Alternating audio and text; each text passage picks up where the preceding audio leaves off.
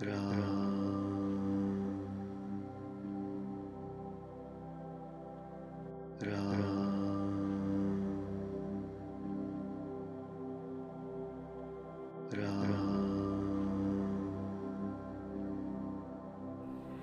कराल कलयुग में जन्मे हैं, जिनकी करनी कौवे के समान है और वेश हंस का सा है, जो वेद मार्ग को छोड़कर कुमार्ग पर चलते हैं, जो कपट की मूर्ति और कलयुग के पापों के भोंडे हैं, जो श्री रामचंद्र जी के भक्त कहलाकर लोगों को ठगते हैं, जो धन, क्रोध और काम के गुलाम हैं और जो धींगा धींगी करने वाले, धर्मध्वजी और कपट के धंधों का बोझ ढोने वाले हैं, संसार के ऐसे लोगों में सबसे पहले मेरी गिनती है।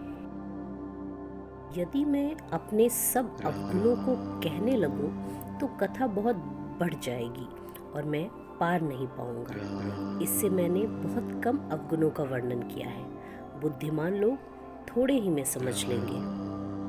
मेरी अनेकों प्रकार की विनती को समझकर कोई भी इस कथा को सुनकर दोष नहीं देगा।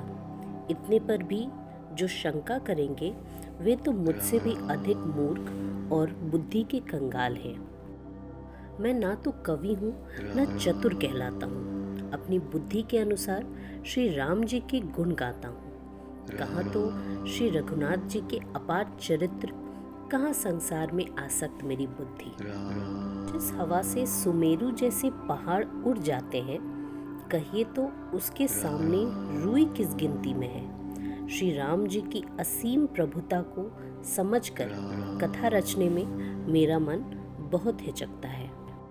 सरस्वती जी, शेष जी, शिव जी, ब्रह्मा जी, शास्त्र, वेद और पुराण, ये सब नेति नेति कहकर सदा जिनका गुणगान किया करते हैं। यद्यपि प्रभु श्री रामचंद्र जी की प्रभुता को सब ऐसा ही जानते हैं, तथापि कहे बिना कोई नहीं रहा। इसमें वेद ने ऐसा कारण बताया है कि भजन का प्रभाव बहुत तरह से कहा गया है। जो परमेश्वर एक है, जिनके कोई इच्छा नहीं है, जिनका कोई रूप और नाम नहीं है, जो अजन्मा, सच्चिदानंद और परम धाम है और जो सब में व्यापक एवं विश्वरूप है, उन्हीं भगवान ने दिव्य शरीर धारण करके नाना प्रकार की लीला की है। वह लीला केवल भक्तों के हित के लिए ही है, क्योंकि भगवान परम कृपालु हैं और शरणागत के बड़े प्रेमी हैं, जिनकी भक्तों पर बड़ी ममता और कृपा है, जिन्होंने एक बार जिस पे कृपा कर दी उस पर फिर कभी क्रोध नहीं किया। वे प्रभु श्री रघुनाथ जी गई हुई वस्तु को फिर प्राप्त करने वाले, गरीब निवाज, सरल स्वभाव, सर्वशक्तिमान और सबके स्वामी हैं। यही समझकर बुद्धिमान लोग उन श्री हरि का यश वर्णन करके अपनी वाणी को पवित्र और उत्तम फल देने वाली बनाते हैं। उसी बल से मैं श्री रामचंद्र जी के चरणों में सिर नवाकर श्री रघुनाथ जी के गुणों की कथा कहूँगा। इसी विचार से मुनियों ने पहले हर की कीर्ति गाई है भाई। इसी मार्ग पर चलना मेरे लिए सुगम होगा। जो अत्यंत बड़ी श्रेष्ठ नदियाँ हैं, यदि राजा उन पर पुल बंधा देता है तो अत्यंत छोटी चींटियाँ भी उन पर चढ़ के बिना ही परिश्रम के पार चली जाती हैं। इस प्रकार मन को बल दिखलाकर मैं श्री रघुनाथ जी की सुहावनी कथा की रचना करूँगा। व्यास आदि जो अनेकों श्रेष्ठ कवि हो गए हैं, जिन्होंने बड़े आदर से श्री हरि का सुयश वर्णन किया है, मैं उन सब के चरण कमलों में प्रणाम करता हूँ। वे मेरे सब मनोरथों को पूरा करें।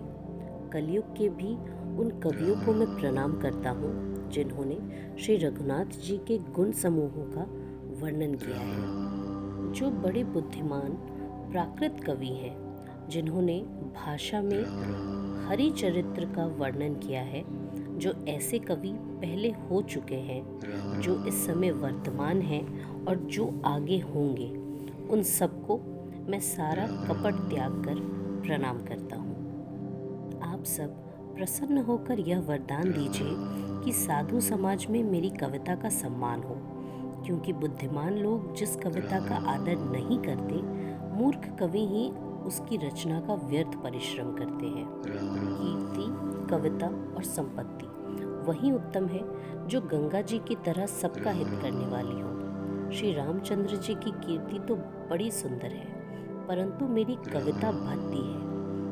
यह असमंजस्य है, इसकी मुझे चिंता है। परंतु हे कवियों, आपकी कृपा से यह बात भी मेरे लिए सुलभ हो सकती है। रेशम की सिलाई टाट पर भी सुहावनी लगती है।